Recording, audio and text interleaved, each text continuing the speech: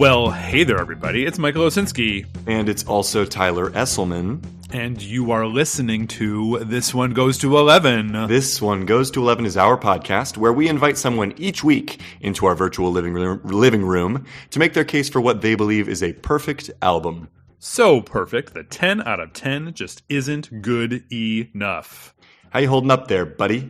How you holding up there? You keeping your boots laced? You feeling you surviving up north? You know what? Actually, I got my LL Bean boots because I'm living in the North Country, and I think I got to look into this. I think they have a lifetime guarantee, and if that's the case, I need to get new boots because the inside is like ripping. I'm like, they don't make things like they used to. No, but at least you can re-sole an LLB. It's a duck boot, right? Because it's not the sole. It's the inside. It's like ripping. Like I go to put my foot in, and it like they'll help you out. LL Bean's legit. I hope so. Anyway, to all of you out there, we hope that you're staying warm and dry wherever you may be, healthy, well. Crazy times out there, but we hope to bring a little sparkle of joy into your ears each week. And I think that this, just getting a look at this guest's face, I think it is spark of joy inducing. Wouldn't you say, Michael? I mean, I'm not going to argue with you on that one. Who are we talking to? Oh, we're talking to Tim Giles. Tim Giles is a theater artist and educator. He's acted, directed, produced, sound designed, and composed music for theater. He's done embarrassingly little creatively since the pandemic, but he's trying to change that now. Currently, he teaches at Pomona College, where his main mission is to teach acting through joy and play. You were talking about joy, Tyler. Oh my God, Tim. I was. Oh my God, Tim, how you doing? I'm doing well. How are you? I'm good considering the circumstances. Yeah. I just said to somebody earlier today, I was like, it's stressful, this whole being alive thing. Yeah. 250 years is a good run. So who's to say what comes next? And you know what? Yeah. I'm going to choose to remain hopeful for as long as I possibly can. We often talk about, like, at some point, when are we going to reach our pure light phase? Like, when will we just turn into pure light? And I'm looking forward to that very much because it's coming. I think I'm craving that. Certainly. Yeah. Well, speaking of pure light, we invited you, Tim, here. It's the first time you and I have ever met, except for email. Correct. So pleasure to make your acquaintance. Michael, through his relation to you, thought that you would be a formidable guest before the tribunal today, and we've set you a task. And so, could you tell our listeners, what album hath thou brought before the This One Goes to 11 tribunal today? I have brought Haim's debut album, Days Are Gone. I have heard of Haim. I would say I'm a fan, though I would say that before this meeting of ours, I didn't have strong opinions about Haim. Okay. Does that surprise either of you? I feel like I haven't met a lot of people who are really big Haim fans. I think a lot of times when I bring it up, if I bring up the band and talk about how much I love them, there's a lot of like, oh yeah, The Wire was a fun song. I'm like, yeah. Sure. Hey, yes, it is. And it was a really great song. But I don't think you're necessarily in a minority there. I think a lot of people, they've not really had their big moment yet, even though they've grown in popularity. Yeah. Well, for any of those people out there who may have also not had strong feelings in one way or the other, they simply may not have known enough about Haim to really love them, because to know something is to love it, right? Yes. So for those people out there, we actually have a very convenient segment on the show that would kind of be perfect for those purposes, wouldn't it, Michael? It certainly would. And what's it called, Tyler? It's actually funny you asked. I know exactly what it's called. It's called The Beginner's Guide to Haim's Days Are Gone in 60 Seconds. That's so convenient. It's convenient. Really conveniently. Yeah. Famously, you might say. Yeah. And the task has been set before me, hasn't it? It sure has.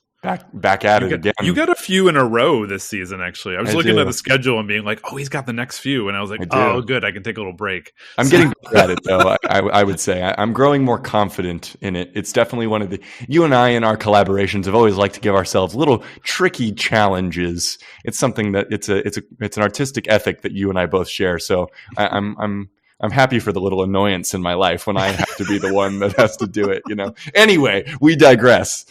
Tim, I'm going to try to summarize Haim and Days Are Gone, the sort of context around it in 60 seconds for our listeners. This is your chance to assess my job. We're going to be assessing the case that you make, but first you have to grade me, right?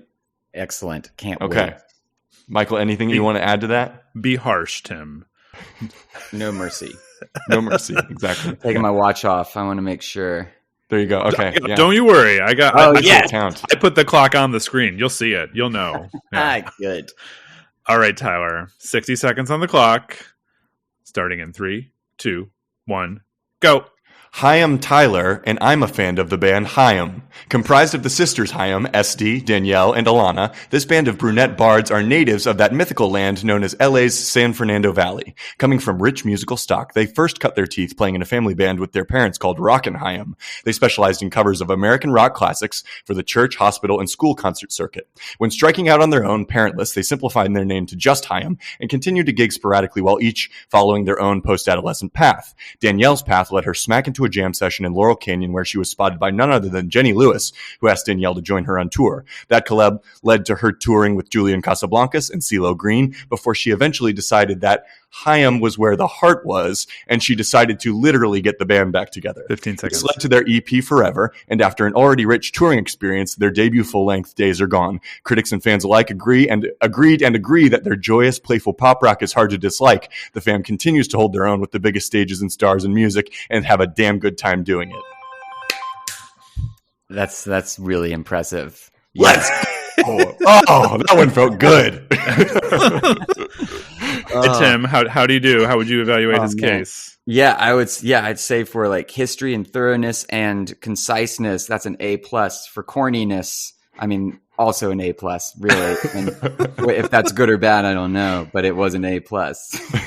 On this podcast, I think that's probably a good thing too. Yeah. I don't know, Michael. You might disagree. No. I think we have some serious dad energy on this podcast. So. I just want to say it again. She decided that Haim was where the heart was. No, we heard it. We heard it the first time. We heard it the first time. To make sure that one was highlighted. Yeah, don't worry, we heard it. That one fell out of me like divine providence. That line fell out of me onto the page, and I was like, God, I'm in a rich vein of form. Anyway. Thank you for your A++. It's much needed. I appreciate it. Okay, Tim. Like I said, don't know you very well, but I have a good feeling about you, and I'm excited to hear more about you. So let's start this ball rolling by doing what we always do. And before we get into the artists themselves, we want to sort of learn a little bit about you. You know what I mean?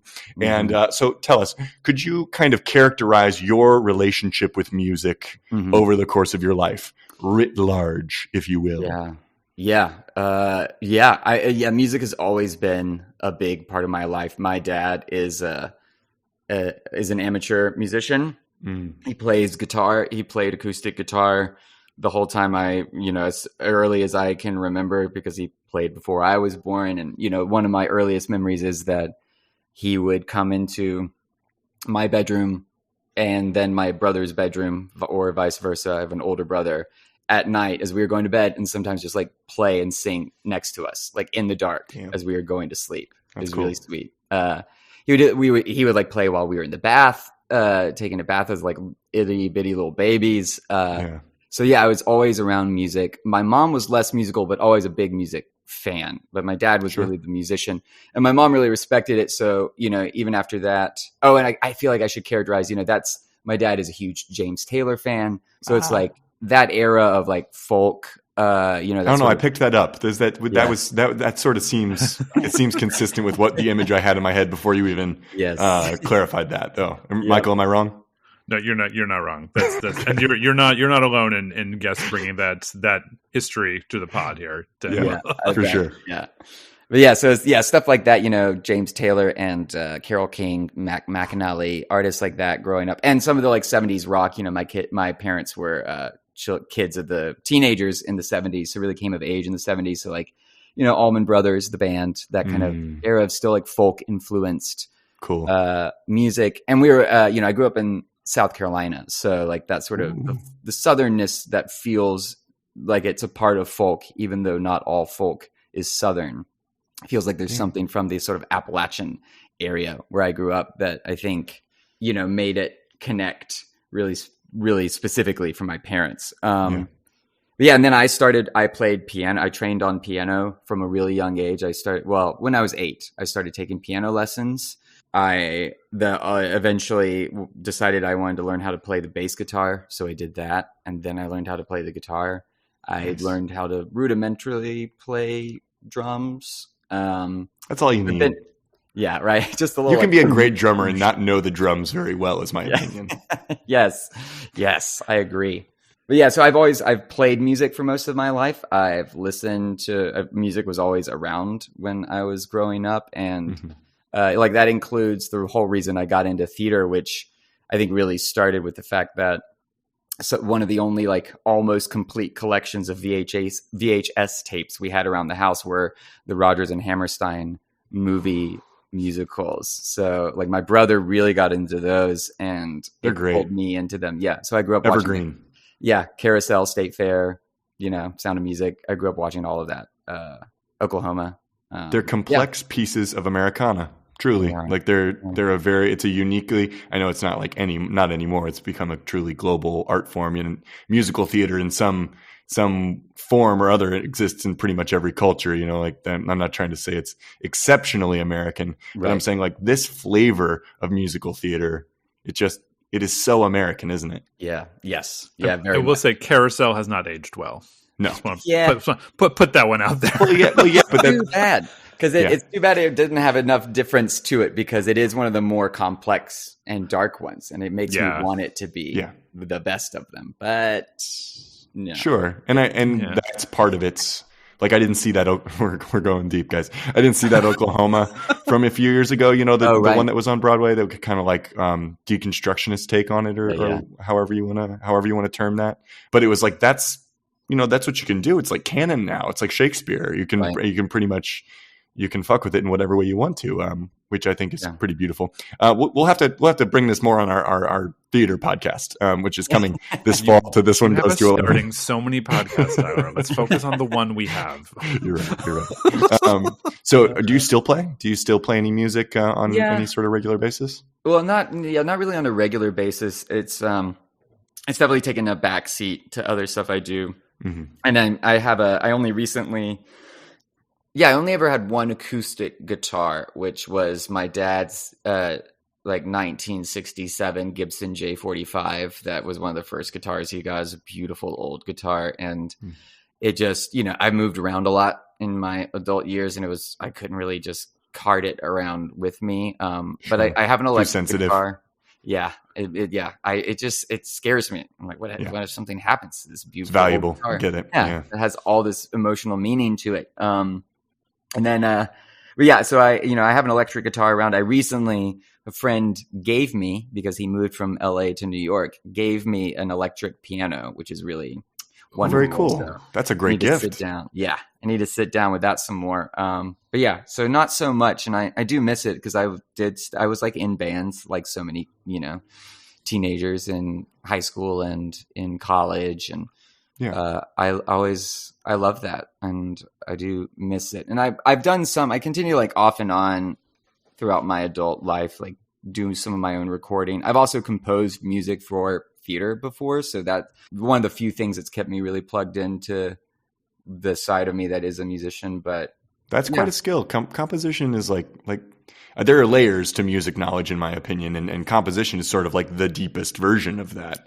That's the deepest familiarity with music on a sort of like physical, if not intellectual level, is to be able to like bring it to bear, right? So it's no mean feat, my dude. Thank you. Yeah, it's fun. I do it. I've found some really simple ways into it, and I'm not, my theory knowledge is not as strong as a lot of people, but I'm proud of some of the stuff I've composed. It's a really fun thing to get to do, especially, one of the first shows I worked on was in New York, was this show based around the idea of these mostly young people, real life people who wanted to be superheroes, but they don't have superpowers. They just have something in their path that makes them want to help people.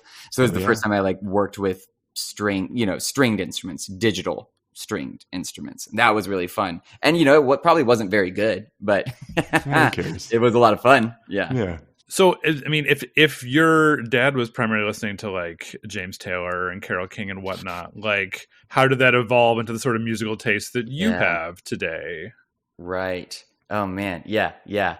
It's funny. I feel like I've never really talked about my like the musical journey I went on, which partly because it's it's a little embarrassing at times, but that's great, So welcome to group. Yeah, right. Seriously. Like, who doesn't have those moments? And I'm not fully embarrassed by anyway.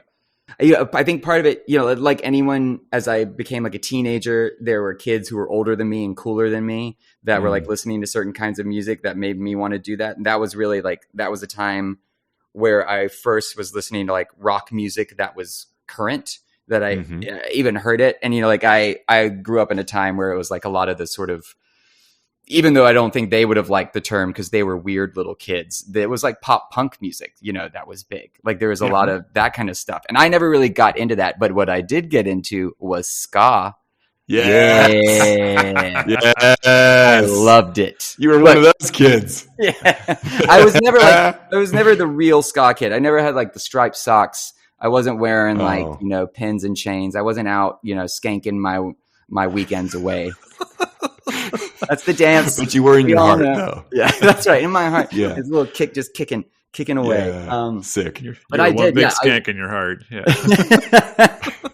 But I did. I really liked that for a while. And I think that was one of my entry points to like alternative music. Like I had grown up with like what my parents listened to, and my brother was really into musical theater. So I grew up so I had a lot of that in my life. And then there was like this window all of a sudden into alternative music. And, and we're also talking about the point at which like early 2000s. So we're talking about like the internet beginning to explode. And I remember, did y'all ever use, I think it was called Launch. Like Yahoo had Launch. Do you know what I'm talking about? I didn't use Launch. I used LimeWire. Yes. Yeah. So I had that. But also Launch was like, it was pre-Spotify, like 10 years before its time. It was an online radio that would you could rank things and pick favorite artists, it would play you new stuff based on. Wait, kind of like Pandora was in some ways? Similar to, so it was like contemporary of Pandora and like finding that. Yeah. I don't remember this at all, but I'm going to have to look it up. Yeah, I'm pretty sure that's what it was called. And like that led me into some other stuff because the folk stuff never left. Like that was that Launch was how I found the band or the artist really, Iron and Wine, which was really big for me. Like learning acoustic guitar at that time, it was like really simple to play those songs. And so I also was getting into that. But yeah, I mean, so like that point and then into high school, and I went to a little arts high school. So I met all these even like real weird kids, not just the ones who were like, yeah, we're just into Linkin Park, or, I'm over here listening to, I'm trying to think of any band that, whatever. Who are these kids? Who are these kids? You're Hogwarts or something, dude. Like, I'm also sounding really mean. I'm sounding really judgmental after talking about my own embarrassing. No, we're not saying that's a bad thing necessarily. We're just, like... Yeah, it's a fascinating picture that you're painting of these children, and like who the fuck are they? Like this is like, where did these kids come from? Where did you grow up? Yeah, South Carolina, and they were South Carolina. That's right. What town in South Carolina? It's called Spartanburg. So like, right. Our buddy Casey Morris is from South Carolina. Do you know what town? He's gonna kill me for not knowing it, but anyway, he went to UNC Asheville. I know that. You can't cut this out. You have to admit I'll own up to it. I'll own up to it. He's another one of my work husbands. So, I gotta keep him happy. Anyway. These are fascinating children that you're with. So you're at this arts high school, and it sounds like this was in an open your eyes moment to some new stuff, maybe? Yeah, it really was. There's just music that I don't think I, of course, wouldn't have encountered without that, and wouldn't have encountered for at least for a few years. It's like everything from, there's this old like emo-ish band called, what were they called? Volcano, I'm Still Excited. You ever heard of this? Like really small band. No, I haven't. Really and I know some weird ass bands from that era, but I have not heard of that one. Yeah. They definitely aren't together anymore, but like they were only together for a little while. And, everything from that to like a friend being like, hey, listen to Kings of Leon. They're weird. And they were weird at the beginning. Yeah. They were weird. They were a little weird at the beginning, and then they got Yeah. they had that one song that became like a big radio hit, and so they were Yeah, but like that first album is fine, and then Aha Shake Heartbreak is just weird. It's just a weird album. But so like stuff like that, and from that to like hip hop, I never would have listened to. Rock. Did you ever listen to Lil B back in that day? No. You remember Lil B, the bass god? No. This was an internet thing. This was, like it was I can't even really explain it. I was never cool enough to sort of understand. I was never savvy enough to understand what it was. Definitely like some Andy Kaufman level, like performance art though, like taking on a character, taking on a persona kind of stuff. And like, that feels like it feels like similar era that we were probably absorbing music like this. And I think probably that was the beginning of this like online persona sort of thing that is now common among musicians, right? Where you sort of have to have that. But yeah, they're all very indicative of a scene on the internet back in that day, whether it was like Tumblr or MySpace or something. You know what I mean? Yeah, it's funny. Yeah, that way internet really shaped the world of music is really interesting. I mean, and I am grateful. It's one of the things about the internet I am grateful for, because like totally me being able to find like Stereo Gum and Brooklyn Vegan and like these centers where people were like really plugged in areas I couldn't be, and led me to so much of the music that I ended up loving. Like I remember finding, I can't remember if it was probably through some sort of internet blog or something, like finding Saint Vincent and like playing the first track on her first album for my friends, being like, you have to hear how insane this first song is. She's a perfect example of that. She really came up in that. Mm-hmm. Yeah. So how did you discover Haim, in particular this album, Days Are Gone? Was it through these avenues, or was it some other way? Do you remember the first time you heard the album or anything that they wrote? Yeah, it's a good question, because I really don't know. I don't remember how I first heard this album. I think I'm trying to remember if I was using a service like Spotify at this time, because I would have heard it in around 2013 when it came out. Is that when it came out? Is that the year? It was 2013, yes. Yes. Okay. And I think this was early Spotify. If this was, I'm not sure if I would have. Right. I'm not sure if I would have listened to this on Spotify in early Spotify. I think. Yeah. This was before that, if I'm remembering correctly. Yeah. So I'm really not sure how I found it, but that was a point in my life where like, I'm less like this now, but there was a point in my life where I just devoured music, reading about music and everything. Yeah. So it could have easily been through something like a Stereo Gum, which I don't really look at anymore, but just like do all the time. That's one of my favorites, man. Yeah. It's great. But yeah, and so I do remember, like what I remember overall though is, and this isn't uncommon with me for an album, but this is one of the ones that lasted for a long time, is that once I found it, and I was also always one to like, if I heard a good song that I liked, don't even know what the first song was. Likely it was The Wire, because that was the sort of the big single of it, but it could have been something else. But I definitely, I was at that point where, and I still do this a lot, where like, if I really like a song, I'm like, I need to listen to the full album. I want to know if this is an album worth of great music. Mm-hmm. And it was, for like a year, it was basically all I listened to. I remember the time of my life around that album really specifically. It was actually it was the same year I met my wife. Like within that year I was listening to it. She was a fan of it. We would talk about it. And I don't remember when I first heard it, but I just remember like driving in my car, like in South Carolina. I was in South Carolina at the time, living there, and just listening to it constantly. Like from back to front, basically never skipping in any song on it. It's a good way to get to know it. Yeah. I would argue maybe it's the only and best way to get to know it, is to just listen to it over and over and over again. It's like, man, summers are the best for that too. We've talked about that on this podcast before, but like we had our whole Song of the Summer thing last summer, where we sort of dug into that with a few people. Go back and listen to those. on your podcast platform of choice. But it's some, like, I remember the summer when I was moving a house in Chicago, and that Drake album with Views on it was on all summer. Oh my God. And I don't even like Drake, but like that was, you just listened to the whole thing over and over again because of the timing of it, really, right? Like so much of this is just timing. The fact that you're into this album and not an album that you would have liked if you were like 3 weeks later or something like that, right? Yeah, I think you're right. Yeah, so much of it was that, and it was like, for me, it was a summer album.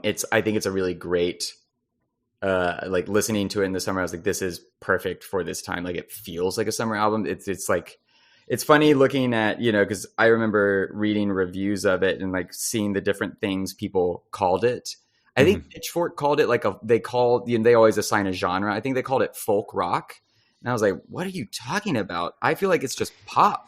It's like, this is pop music that is just not. I mean, it's sort of like when I was listening to it this week, I was thinking it does feel pop. I mean, like, so we feel kind of funny about genre on this podcast because we sort of recognize it as like a tool to sell things. But it strikes me as being a little algorithm defying because because as I was listening to it, some of these songs sound like they are 80s pop anthems. Candy. Like, I mean, without question. Like, but then some of that, I mean, I was reading some review of the album that compared them to like three people that you would not expect them to be compared to. I think they referenced Stevie Nicks, Michael Jackson, which actually I can hear that some of the Michael Jackson pop, like some of his like biggest hits, and Debbie Gibson. Oh yeah, yes, that makes sense. I can see Debbie Gibson too. Yeah. I mean, it does feel like pop in the purest sense of the term, in terms of like when pop was invented, kind of. I think this Michael Jackson thread is pretty strong actually, because the other one, Stevie Nicks, and then kind of like expanding that out. I think this sounds like a Fleetwood. Some of these songs sound like Fleetwood songs, right? Yeah. Like they could go easily in that sort of like golden era 70s, the kind of rock that you were talking about, you know. That sort of era of soft rock, pop rock kind of thing. It feels like at times they slide right into that groove. And then at others, it sort of defies it whether it's either a little bit more synth heavy or you can tell it's a drum machine or something like that. Right. So yeah, there's from song to song, it can shift very subtly, but it stays very consistent, I would say. How do you feel about that statement that this album's tonal quality stays very consistent throughout? Yeah, I agree. Yeah. You know, I felt like hearing this album, I think some of the best albums, here's maybe the way to say it, are things that it feels like the songs aren't new. It just feels it feels like this song must have been written before. Like this song must exist. And they also define their own world within that album that it like lasts the length of the album while they still have variety.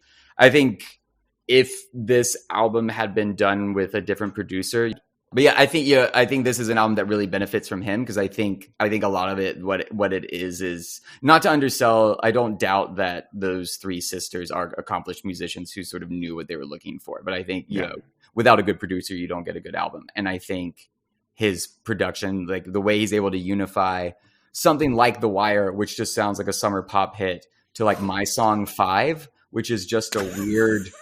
That was one of the first songs I sent to people when I listened to the full album because I was just like, listen to how strange, like listen to this song that has, I don't even know what to call most of it. It just is weird. It's like it's falling into the sort of experimental side of those stuff that I loved to listen to in my like college days. And then all of a sudden it hits that bridge and it's just like a bubblegum pop sort of bridge. And I was like, this is insane. Isn't it ever? Yeah. What is happening? And I think that kind of thing, like being able to tie from that song all the way through and create this atmosphere is like one of the best things about the album, actually. And not that like, I mean, you know, I think, well, we've talked in the past about some bands that like when you look at them and hear their music, you're like, wait a minute, these don't match up in some ways. Mm-hmm. And I think like maybe because maybe I think that maybe the disconnect that I had always had with the band was that they sound pop, but they look rock. Yeah. Like Right. they look like, in fact, honestly, I still have vivid memories of one of the times they were the musical guests on Saturday Night Live. And when Esty Haim, the face she makes when she plays guitar, like I feel like at some point, I don't know if it became a meme, but I feel like at some point she just owned it and was like, yeah, that's how I play guitar. So like, get over it. I think it was a meme in the purest sense of the term. I think it was like, that was like I wouldn't say early internet, but like that was when memery was just beginning. And I remember people talking about that after that might've been the first time I ever saw them was when they were on SNL and they played The Wire, and it was so good. I was in college, and I remember Alana looked great because she takes that verse. She takes the like later verse in the song, and she looks so. She like raised her hands as she was singing her part, and like, oh man, these are cool girls. Like let's make no bones about it. These are some cool girls. Yes, yeah, and they know how to perform. I feel like that's because they were doing it so young, and I think there's like the fact that they're just celebrating getting to perform in front of people comes across. Yeah. Like, I've never seen a live performance of theirs where I'm not like, they're enjoying it more than anyone is. Like, the audience isn't even going to enjoy it as much as they're going to enjoy it. They just seem to love being up there so much. Yeah.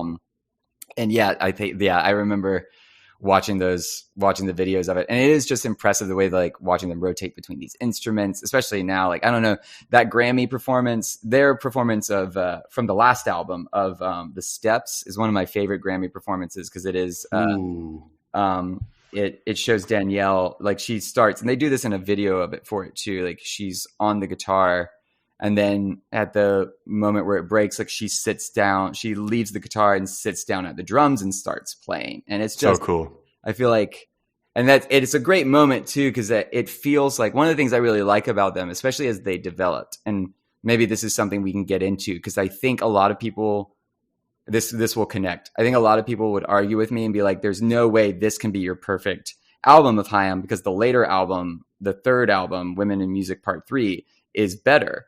And I actually wouldn't disagree with them, but we can talk about why this would be okay. So there's a distinction to be made there. Yeah, I feel like there's a distinction for me. Well, before we get into that distinction in terms of your definition of perfect, which thank you for serving that right up, Tim. Why don't we let the listeners get another listen at some of this music? Tell us, what have you chosen as your standout track from the album? Yeah, my standout track is Honey and I. Honey and I. This is a good choice.